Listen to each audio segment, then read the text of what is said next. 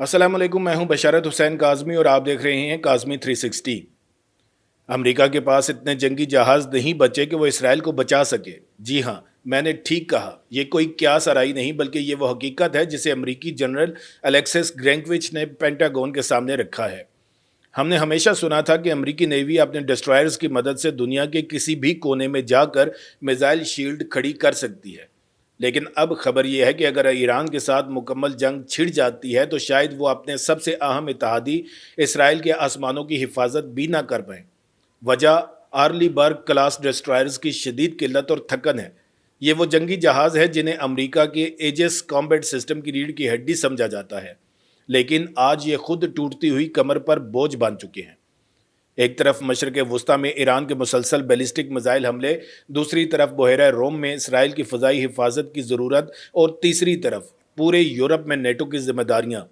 अब इन सब के साथ अमरीकी होमलैंड की हिफाजत का मसला भी शामिल है।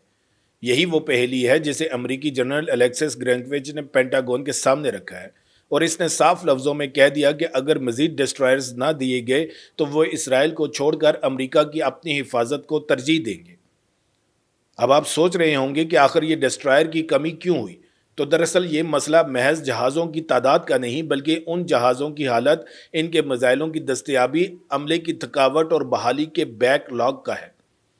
एक अरसे से मशरक़ वस्ती में मुसलसल ऑपरेशंस, ख़ास तौर पर ईरान के साथ 5 माह से जारी तनाज़ो और बहरा एमर में हौसियों के हमलों ने अमरीकी बहरी बेड़े को थका कर रख दिया है। अमेरिका के पास इस वक्त स्पेन के रोटा बेस पर 5 डिस्ट्रॉयर्स तैनात हैं, जिनमें से 3 को यूरोपीय दिफा के लिए महफूज रखा गया है।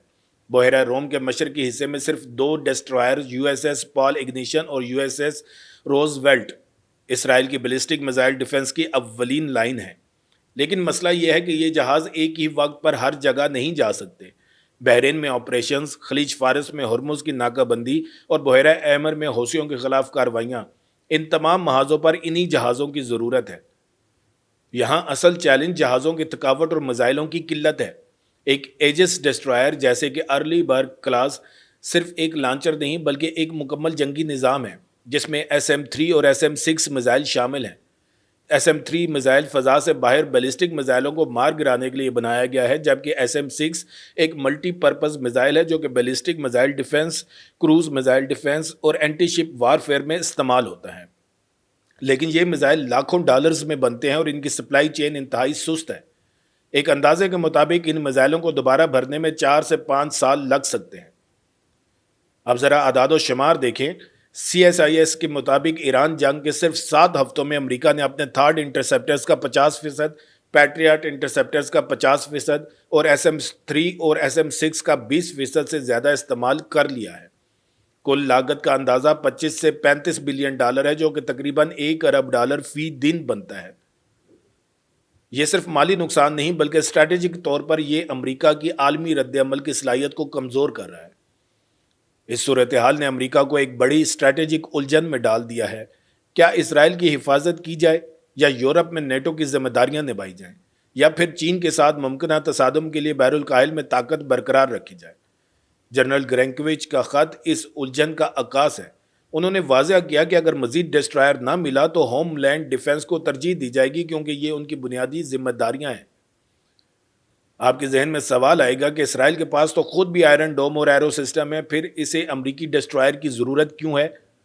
तो दोस्तों, यहाँ मामला मिसाइल डिफेंस की जियोमेट्री का है। आयरन डोम बुनियादी तौर पर रॉकेट और मार्टर रोकने के लिए बेहतरीन है, लेकिन जब ईरान से बैलिस्टिक मिसाइलों की बौछार होती है जैसे शहाब-3 या इमाद, तो ये मिसाइल खला की हदूद को छूते हुए इंतहाई बुलंदी से निचली फ़ज़ा में हाइपरसोनिक रफ्तार से वापस दाखिल होते हैं।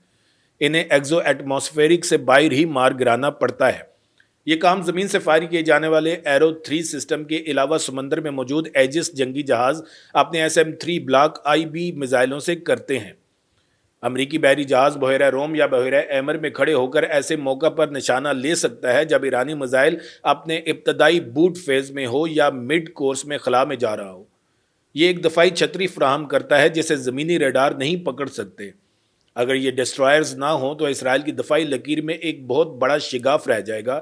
यही वजह है कि अप्रैल 2024 के हमले में अमरीकी डिस्ट्रॉयर्स ने दर्जनों ईरानी ड्रोन्स और मिसाइलों को गिराते हुए इसराइली मिलिट्री की अमलन पुष्ट पनाही की थी। اب اس صورتحال کا سب سے دلچسپ پہلو امریکہ کا صنعتی زوال ہے۔ ہم ڈیٹا دیکھیں تو حیرت ہوتی ہے کہ ایک سپر پاور بھی کس طرح اپنی جنگی مشینری کا پہیہ چلتا نہیں رکھ پا رہی۔ رپورٹ کے مطابق امریکی شپ یارڈز سالانہ صرف 1.5 سے 2 آرلی برگ ڈسٹرائرز بنا پا رہے ہیں، جبکہ ان کا ہدف 3 جہاز سالانہ تھا۔ دوسری جانب ہنرمند ورکرز کی کمی ہے۔ امریکہ میں ویلڈنگ اور جہاز سازی جیسے مشکل پیشوں میں نوجوان نسل کی دلچسپی ختم ہوتی جا رہی ہے، یہاں تک کہ جدید ترین کانسٹیلیشن کلاس فریگیٹ کی تیاری بھی شیڈول سے برسوں پیچھے چل رہی ہے۔ نوبت یہاں تک پہنچی ہے کہ امریکی بحریہ اپنے کچھ پرانے ڈسٹرائرز کو ریٹائر کرنا چاہتی ہے تاکہ ان کی مرمت پر خرچ ہونے والے اربوں ڈالر بچائے جا سکیں، لیکن کانگریس اسے قومی سلامتی کے لیے خطرہ سمجھ کر انکار کر دیتی ہے۔ یہ ایک عجیب چکر ہے، بوڑھے جہاز رکھو تو ان کی مرمت کا خرچہ نیا جہاز بنانے سے بھی زیادہ آتا ہے، اور انہیں ریٹائر کرو تو بحری بیڑے کی تعداد خطرناک حد تک گر جاتی ہے۔ اسرائیل اور ایران کی ممکنہ جنگ کے علاوہ ایک اور جہتی خطرہ بحر الکاہل میں چین کی صورت میں کھڑا ہے۔ امریکی بحریہ کے سامنے یہ ایک اسٹریٹجک ڈائلیما ہے کہ وہ اپنے محدود ڈسٹرائرز کو کہاں تعینات کرے۔ اگر مشرق وسطیٰ میں ایران کے خلاف 2-3 مزید کیریئر اسٹرائک گروپ بھیجنے پڑے تو بحر الکاہل میں چین کے خلاف تائیوان اور ساؤتھ چائنا سی والے محاذ پر کمی ہو جائے گی۔ پینٹاگون کے جنگی منصوبہ ساز راتوں کو جاگ رہے ہیں کہ اگر ایک ساتھ یوکرین، اسرائیل اور تائیوان کے محاذ گرم ہوئے تو امریکہ کے پاس بحری طاقت کا وہ ذخیرہ نہیں بچے گا جو دوسری جنگ عظیم میں اس کی پہچان تھا۔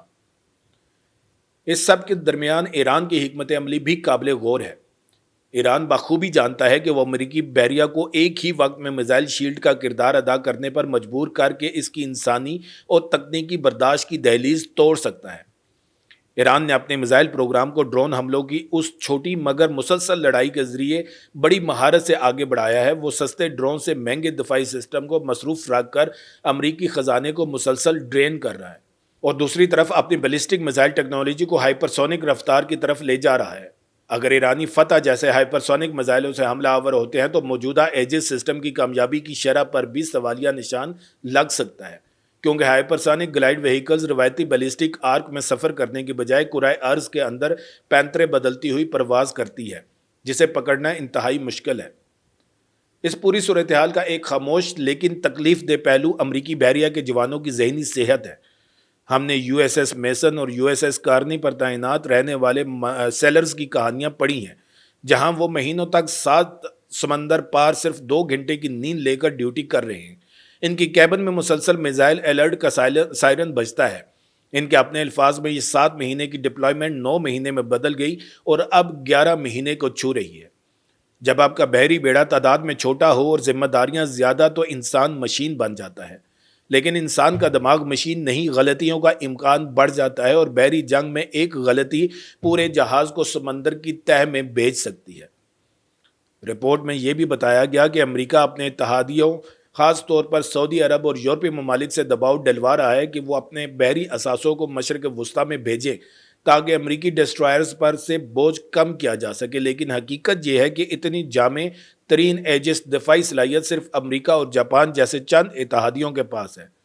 فرانس اور برطانیہ کے جدید ڈسٹرائرز بھی تعداد میں بہت کم ہیں، اور وہ اپنے جوہری آبدوزوں اور طیارہ بردار جہازوں کی سیکیورٹی میں الجھے ہوئے ہیں، اس لیے خلا کو پر کرنے والا کوئی نہیں۔ یہ اسٹریٹجک تنہائی کا وہ لمحہ ہے جس سے امریکی اسٹیبلشمنٹ خوفزدہ ہے۔ اب سوال یہ پیدا ہوتا ہے کہ کیا حل ہے؟ حل کی 2 صورتیں ہیں، جن میں سے ایک پر کام ہو رہا ہے اور دوسری محض خواہش ہے۔ پہلا حل ہے ڈسٹرائرز پر جنگی صلاحیت کا بوجھ کم کرنا اور اسے بغیر پائلٹ کے جہازوں پر منتقل کرنا۔ امریکی بحریہ Ghost Fleet Overlord programme کے تحت بڑے بغیر پائلٹ سطحی جہاز بنا رہی ہے جو عمودی میزائل لانچنگ سسٹم سے لیس ہوں گے۔ یہ جہاز بغیر عملے کے سمندر میں مہینوں گشت کر سکیں گے اور ایک ایجس ڈسٹرائر کے لیے میزائل میگزین کا کام کریں گے، لیکن یہ پروگرام ابھی ابتدائی مراحل میں ہے اور 2030 سے پہلے اس کا آپریشنل بیڑا دیکھنا ممکن نہیں۔ دوسرا حل جسے حقیقت پسند دفاعی تجزیہ کار پیش کر رہے ہیں وہ امریکی خارجہ پالیسی میں ترجیحات کا اثر نو تعین ہے، یعنی یہ کہ یا تو بڑی جنگوں سے گریز کیا جائے یا بحریہ کے بجٹ کو 2 گنا کیا جائے، جو کہ امریکہ کے موجودہ معاشی بحران میں ممکن نہیں لگتا۔ تو دوستو، اس خبر کا مطلب یہ نہیں کہ اسرائیل کی دفاعی لائن فوراً گر جائے گی، لیکن اس کا مطلب یہ ضرور ہے کہ امریکہ کی بیک وقت کئی محاذوں پر لڑنے کی صلاحیت کمزور پڑ چکی ہے۔